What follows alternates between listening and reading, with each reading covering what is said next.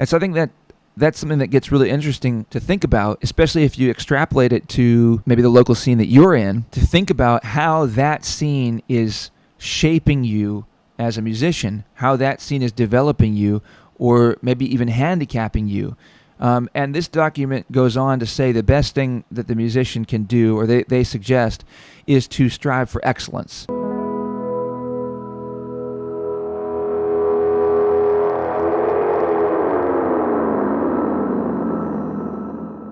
So today I'm coming to you from Bermuda, and this is where my wife and I have been for the last about 4 days. And before that, we got some interesting coloration changes going on in the video. But before that, we were in the Florida Springs. We came out here to Bermuda. Got to hang with my band and my brother in the Florida Springs. And then we came over here to Bermuda. Now I've made it a goal to have a video uploaded at 10 a.m. every Sunday, and so I needed to make this happen. But I have been pretty occupied, and it's been hard to find any time to make a video.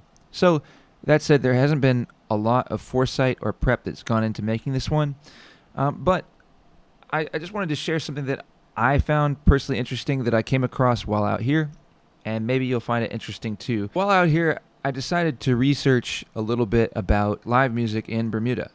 Bermuda is a really interesting place. It's kind of hard to put your finger on what exactly the culture is here. Pretty much everyone we come across is speaking English. There are certainly tourists from everywhere. Bermuda itself, a lot of people are getting around on scooters, motorcycles. The traffic system is kind of simple. The roads are simple. Bermuda is gorgeous.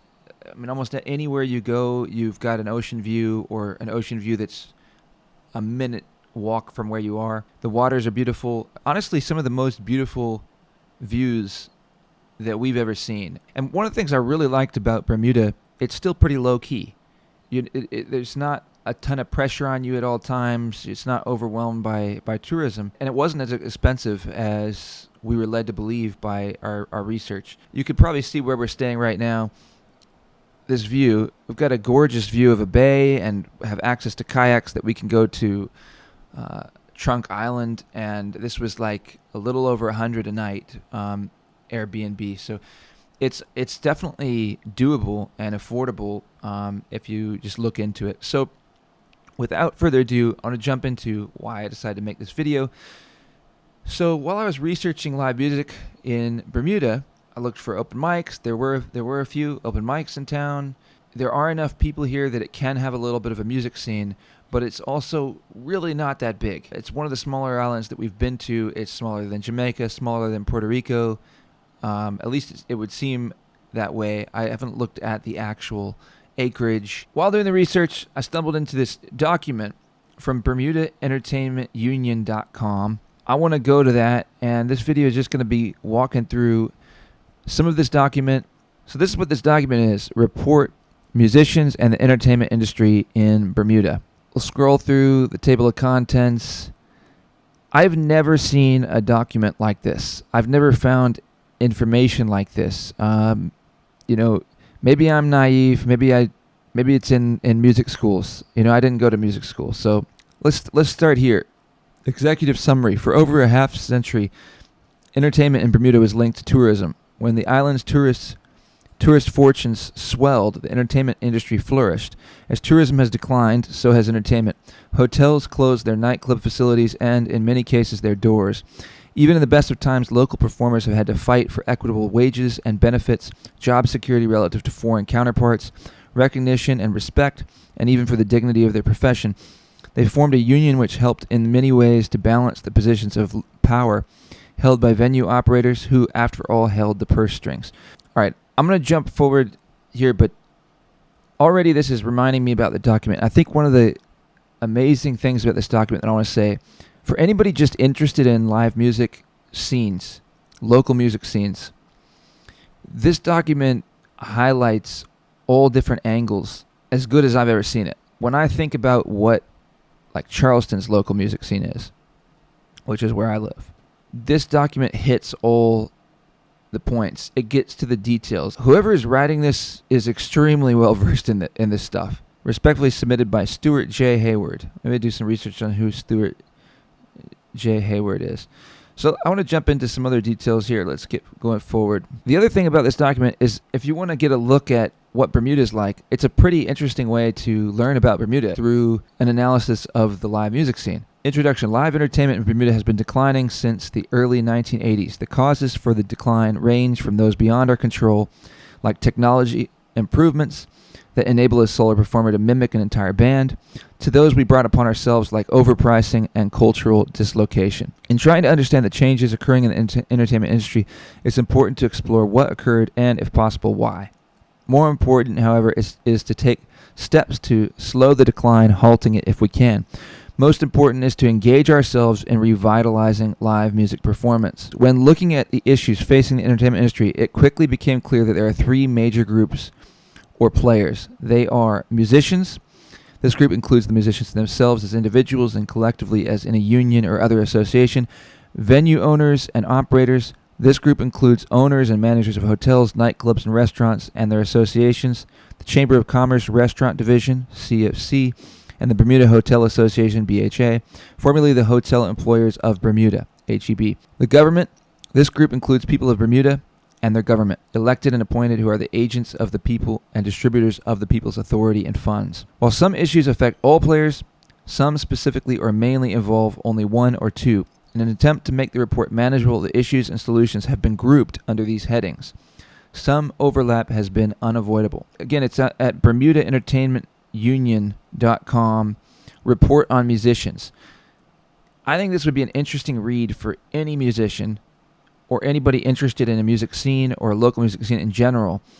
You don't really need to be in Bermuda or have seen Bermuda to understand it. Maybe you can go look up some pictures, some overhead shots so you can get a sense of how big the island is. Even off the top, to look at this under the umbrellas of, musicians, venues, and government as the three major players, I think is a intelligent way to look at a music scene that gets outside, really trying to look at the factors and how everything works together that makes up a functioning music business. You can even get into some of the history here as they talk about one of the issues being the issues facing the live entertainment industry can be divided initially into those over which we have no control and those over which we can, at some level or another, exert influence. They may all best be tackled with the spirit expressed in the Serenity Prayer. God, grant us the serenity to accept the things we cannot change, the courage to change the things we can, and the wisdom to know the difference. Declining tourism, fewer tourists. The ratio of tourists visiting Bermuda during a year to the island's resident population was one of the highest in the world and likely still is. In 1985, as Bermuda approached its peak tourist year, the world's most visited countries, Italy, France, and Spain, had ratios of visitors to residents of around 1-to-1. By comparison, island resorts experience numbers of yearly visitors many times their populations. Bermuda at a ratio of 7.3 visitors to one resident, excluding cruise visitors, ranked third behind Jersey and the Channel Islands and Norfolk Island. In 1987, Bermuda had over 631,000 visitors, the record high for the island. Of that number, almost 477,000 traveled to Bermuda via air. The rest were on cruise ships. Here's the interesting part. From 1988 to 2003, tourists arriving by air declined by an average of over 13,700 per year. The reasons for the decline are varied and complex. Islands to the south and other new destinations have become more competitive and are mining our traditional markets. Our weather is quite temperate. However, Bermuda cannot guarantee the same constant intensity of sunshine that visitors look for in a Caribbean experience. The price tag for vacation in our Caribbean counterparts is often more attractive, mainly because their costs of living are less than ours, and that is reflected in their rates.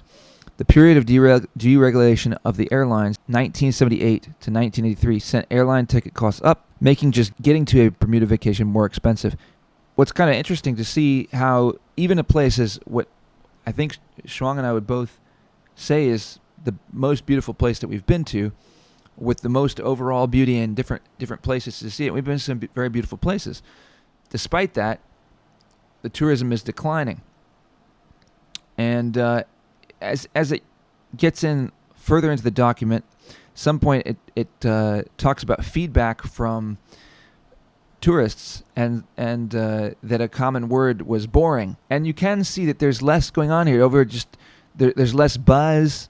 The beaches are not crowded. I mean, there's so many beaches that we've been on this trip where it's only a couple people. One beach we went to yesterday that is just packed, and that's, I guess, the tourist beach. There are some that maybe have 15 to 20. But, these numbers make it feel like there's not hardly anybody here. And we're in peak season. And so some of this document chalks that up to Bermuda has taken on this adjective of boring, and live entertainment, when people are looking for things to do at night, there's not a lot of options here. And so that actually makes it an interesting place to potentially want to be part of, to help grow that. You could look at that as an opportunity. I mentioned this to Shuang yesterday, that if I was in New York or LA and I was barely making it, working at a gas station or wherever, where I'm barely making it, I'm living in some small cement block in a more dangerous part of town, I don't know why I wouldn't just sell everything I have and fly to Bermuda. And if I could make sure my visa was right, I don't know why I wouldn't do that, because the people here are super nice and friendly. And I would imagine it's just a matter of time before you make friends with people and can figure it out.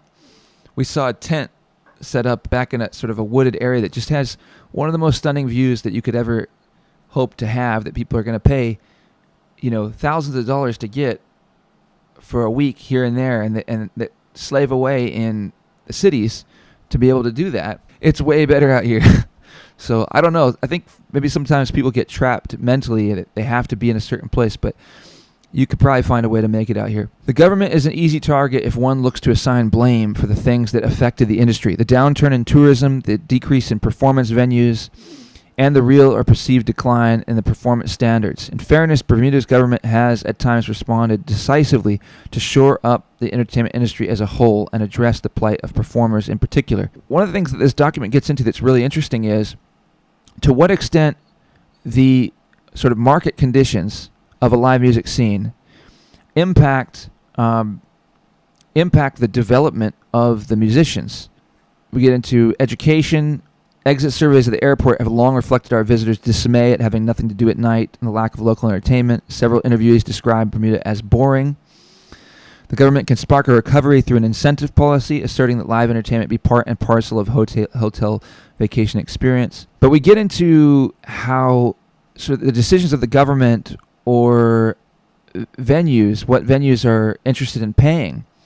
Well, one, it changes over the course of time. There was a stretch where it was like all calypso music, and that's all any of the hotels wanted.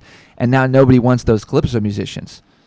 So for 10, 15, maybe 20 years, it was calypso. And so people became developed in that particular style of music.